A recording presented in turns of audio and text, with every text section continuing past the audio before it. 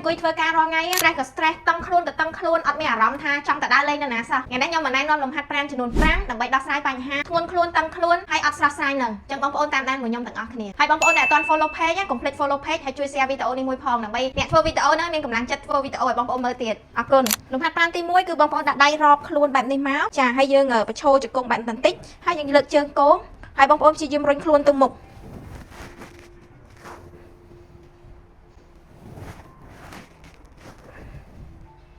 បងប្អូនធ្វើ5ជុំបងប្អូនដែលអាសាអង្គុយក្តោបទ្រុងចាមានអារម្មណ៍ថាតឹងទ្រូងហើយតឹងពោះចាលំហាត់ប្រាណនេះគឺសម្រាប់បងប្អូនចាគឺយើងដាក់ដៃបែបនេះមក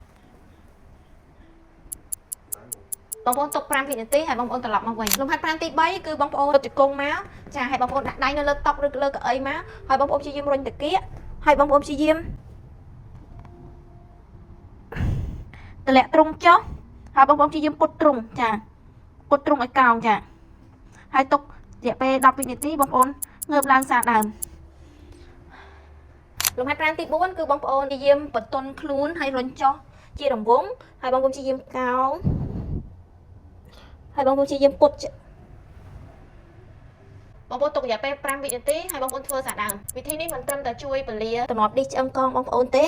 គឺធ្វើឲ្យឆ្អឹងកងបងប្អូនមានចលនាគឺយើងការពារការស្អិតឆ្អឹងកងលំហាត់ប្រាណទី5ចុងក្រោយគឺបងប្អូនដែលអង្គុយក្តោបជើងយូរប្រកាសជាតឹងកលៀនហើយអញ្ចឹងវិធីនេះគឺបងប្អូនគ្រាន់តែដាក់ជើងផ្គុំចូលគ្នាមកចាហើយបងប្អូនព្យាយាមរុញ